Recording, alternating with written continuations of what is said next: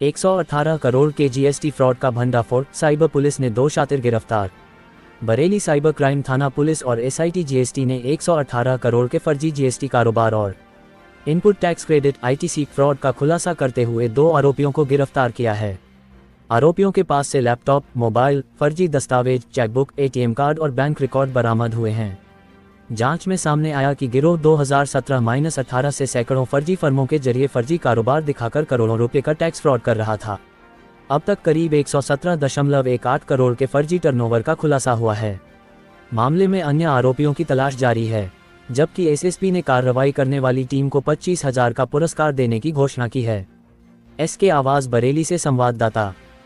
द्वारा थाना साइबर थाने में एक अभियोग पंजीकृत कराया गया था 30/26, जिसमें अस्तित्वहीन फर्म के आधार पर फर्जी आईटीसी करीब 2 करोड़ रुपए की फर्जी आईटीसी कुछ लाभार्थी फर्म द्वारा जो है क्लेम कर ली गई थी। इसका विवेचना साइबर थाने द्वारा करी जा रही थी, परंतु पर्यवेक्षण जो जीएसटी एसआईटी जो जनपद स्तर पे एसएसपी साहब द्वारा गठित करा गया, उसके द्वारा इसका पर्यवेक्षण करा जा रहा था, जिसमें विवेचना के क्रम में जो लाभार्थी फर्में थी उनका जीएसटीआर 3B और जो अस्तित्वहीन फर्म है इसका जीएसटीआर 1 जो जिन लोगों के द्वारा भरा जा रहा था और जिन लोगों के द्वारा ये अस्तित्वहीन फर्म ऑपरेट करी जा रही थी, आज उनको गिरफ्तार करा गया है। और एक पूरा गैंग जो इस तरह के अस्तित्वहीन फर्म के आधार पर करोड़ों रुपए की फर्जी आईटीसी को क्लेम करके लाभ प्राप्त करके आपस में बांट लेता था, उसका खुलासा हुआ है। कितने लोग गिरफ्तार हुए हैं और क्या क्या बरामद की हुई है?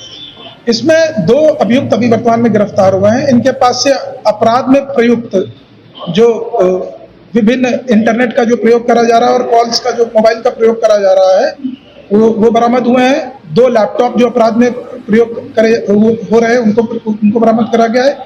एक इनके द्वारा तैयार डायरी जिसपे ये अपना लेखा जोखा लिखते थे, और जितनी वर्तमान में फर्जी फर्में ये प्रयोग कर रहे थे, अस्तित्वहीन फर्मों को प्रयोग कर रहे थे फर्जी आईटीसी क्लेम करने के, उनका विवरण है।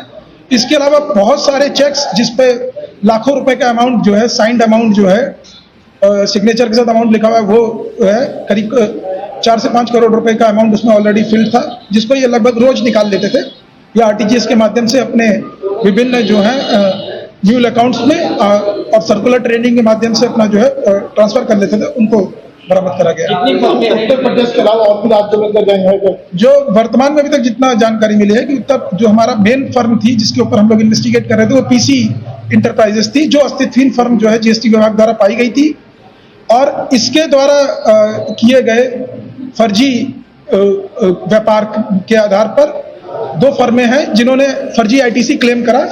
एक का नाम है श्री लालजी मेटल अलॉय और एएस इंटरनेशनल। ये दोनों लाभार्थी फर्मों का इन अपराधियों से सीधे संबंध था, और ये जब आईटीसी क्लेम फर्जी आईटीसी क्लेम कर लेते थे, उससे प्राप्त जो विकसित करी हुई जो धनराशि थी उसको आरटीजीएस के माध्यम से अभियुक्तों के ही खाते में, अभियुक्तों द्वारा दिए गए खातों में उन्हें डालते थे, और फिर सर्कुलर ट्रेडिंग के माध्यम से वापस फॉरेक्स एक्सचेंज और डिजिटल वॉलेट प्लेटफॉर्म्स और जितने हमारे जो सर्राफा व्यापारी हैं उनके अकाउंट से सर्कुलर ट्रेडिंग करके लाभ को कैश के रूप में प्राप्त करके आपस में वितरित कर लेते थे। अब तक कितने लोगों को क्या निकल के आया है कि कितने रुपए तक का इन लोगों ने फ्रॉड किया? देखिए, जो एग्जैक्ट अमाउंट है वो तो हो सकता है कि बहुत ज्यादा हो, क्योंकि ये जो गैंग है ये 2018 से इस काम में अपराध में शामिल है। जो हमारे पास वर्तमान में जो डेटा अभी तक जितना विवेचना में आया है वो ये है कि इन्होंने जो डिजिटल वॉलेट क्रिएट करा है एयर पेपर, उस पर लगभग 118 करोड़ का अमाउंट इन्होंने आरटीजीएस के माध्यम से ट्रांसफर करके उसको आहरित करा है, कैश विड्रॉल करके अपना आपस में बांटा है। तो अगर पिछले फरवरी से लेकर जून तक का ही डेटा देखेंगे तो इन 4 महीने 5 महीने के समय में करीब 118 करोड़ रुपए है। ये एक माध्यम मैं बता रहा हूँ, एयर पे का माध्यम, एयर पे वॉलेट से, जिससे इन्होंने पैसा 118 करोड़ रुपए विड्रॉ करा। इसके अलावा इनका पैसा विड्रॉ करने का एक और माध्यम है जिसको फिजिकली ये कैश में विड्रॉ करते हैं, फॉरेक्स एक्सचेंज है। कुछ फॉरेक्स एक्सचेंज करने वाले लोग भी इनके साथ जुड़े होने की संभावना है, जिनके अकाउंट में ये पैसे अकाउंट में ट्रांसफर करते थे और उनसे कैश बरामद कर रहे हैं।